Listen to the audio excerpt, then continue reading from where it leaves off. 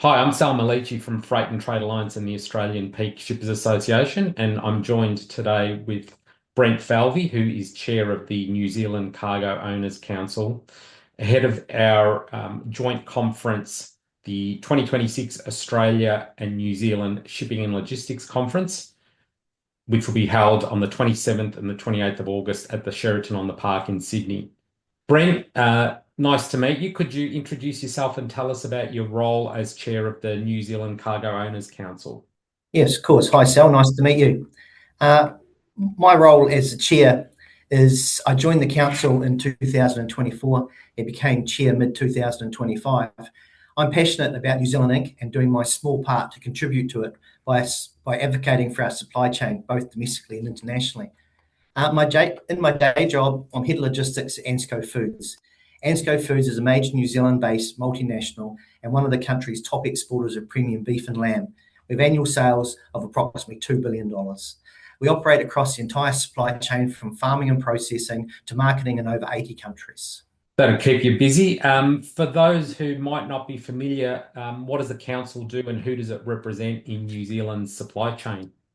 The New Zealand Cargo Owners Council is a principal association representing the shipping and supply chain interests of New Zealand's major cargo owners. This includes many of the country's largest exporters and importers. This includes both containerised and bulk. We were formerly known as New Zealand Shippers Council. Our focus is around efficient, reliable and cost-effective movement of our goods, both domestically and internationally. Our interest spans all matters relating to cargo, to name but a few: handling, transportation, our border, our workforce, safety, infrastructure, environment, commerce and trade, and of course, legislative impacts on the supply chain.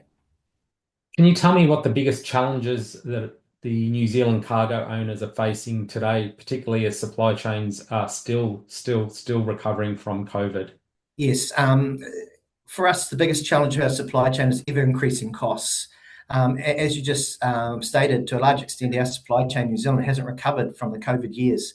During 2025, we lodged a written submission to the Government Select Committee, which supported an oral submission in August. This called for an urgent focus on the efficient movement of freight as a critical enabler for economic growth. Following this, it progressed to the government's announcement of a Freight Advisory Council. The council owners have a seat at this table.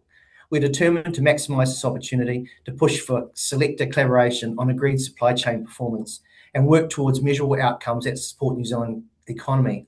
Our advocacy consistently underlines the importance of addressing freight supply chain risks and challenges.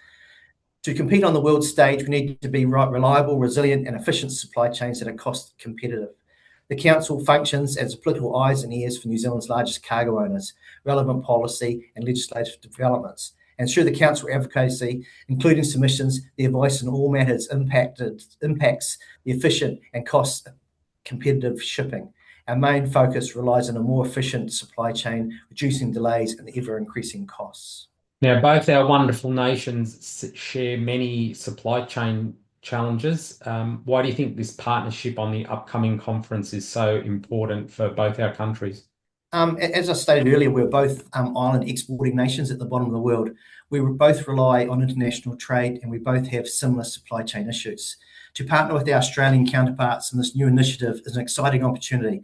It's a foundation for long-term engagement, practical solutions and stronger commercial outcomes, not just for cargo owners, but for all the supply chain participants on both sides of the Tasman. We're also planning to follow up with another joint conference during 2027, which will be New Zealand located. Fantastic. And I'm already looking forward to the 2027 one. We haven't even done the 2026 one. Thanks so much, Brett, for sharing your insights today. Really appreciate you taking the time and look forward to seeing everyone at the conference this August. Thanks, Brett. Have a great day. You too, Sal. Thanks for talking to me.